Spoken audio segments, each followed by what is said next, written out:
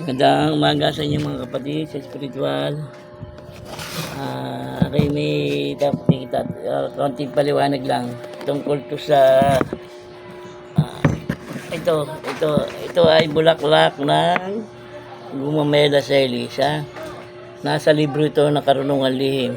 Nung nasa kalangitan ay Gumamela Celis, nung bumaba ay Maria.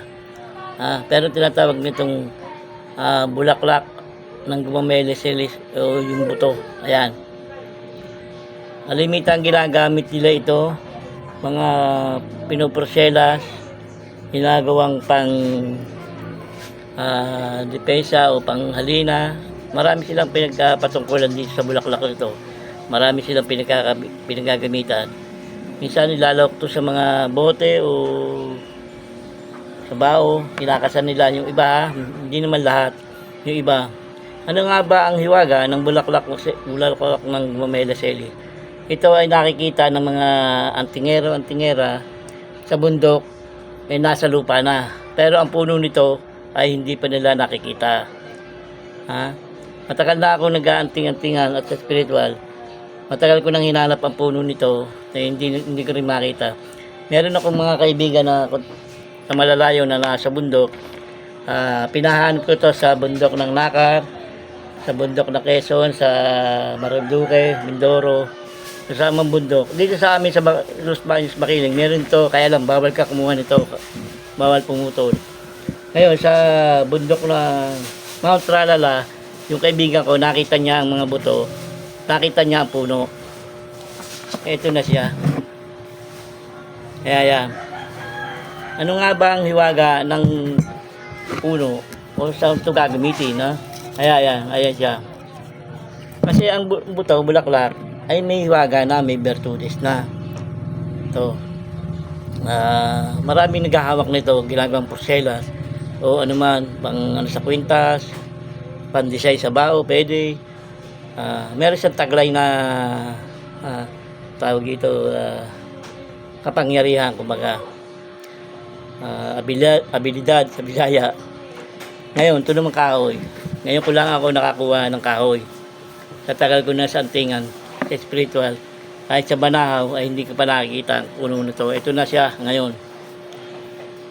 Ngayon, magpapagawa ako ng pinatesting ko na ang kahoy ng Gumamela Celis.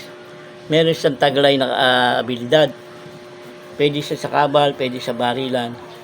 Lumiliwas din ang bala. Mga kapatid sa spiritual, ito na siya, ito na ang puno. Ngayon ko lang ako nakahawak ng kahoy nito, ng ganito. Yung mga, meron naman siguro nakakaalam nito, pero hindi lahat. Ito yung kaunting kapaliwanagan. Magpapagawa ako ng krus. Ibang makikita niyo sa akin to, papagawa ko ng krus. Tapos ang Kristo niya, nakalagay sa ulo ng Kristo, nakadamit siya, ang kamay niya isang nakaganyan at isang nakaganyan kaliwat kanan. Tapos ang sa ibabaw ng Kristo ay ang bulaklak ng Gumamela Celis, ganito. Ayan, ganyan, ang bulaklak ng Gumamela Celis, ayan. At tingnan nyo to, kapares lang ito. Ayan.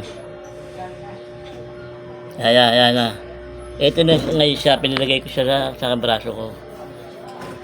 Nandyan ang basag ng Maria, nandyan ang basag ng yung R, nandyan ang tatlong basag ng M, nandyan ang LA, LM, LL, LE, LA. Nandyan. Yan ang ng basag ng mga sa Gumamela Celis. Kaya yung mga naghahawak ng mga tatangan ng mga buto o bulaklak ng Gumamela Celis, magaling yan. Okay din yan. Magaling sa lamigan, sa pangnegosyo. Depende na sa inyo kung saan siya yung paggagamitan. Mga kapatid sa spiritual, doon lang to sa mga naniniwala.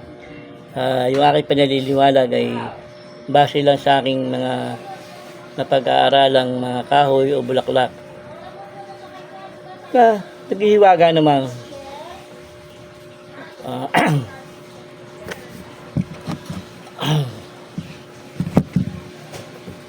Ito ngayon, ito ilalagay ko ngayon sa sa bote na may langis, pwede rin. o kaya sa Porcelas, pwede rin. Magandang umaga sa inyo mga kapatid sa spiritual. Abangan nyo sa susunod na ito. Magpapatesting ako ito. Magpapagawa muna. Pakikita ko sa inyo kung anong klaseng paggagawa nito ng krus. Magandang umaga sa inyo lahat mga kapatid sa spiritual. Luzon, Visayas, Mindanao. Shout out nga sa inyo lahat. Luzon, Visayas, Mindanao mga kapatid sa spiritual.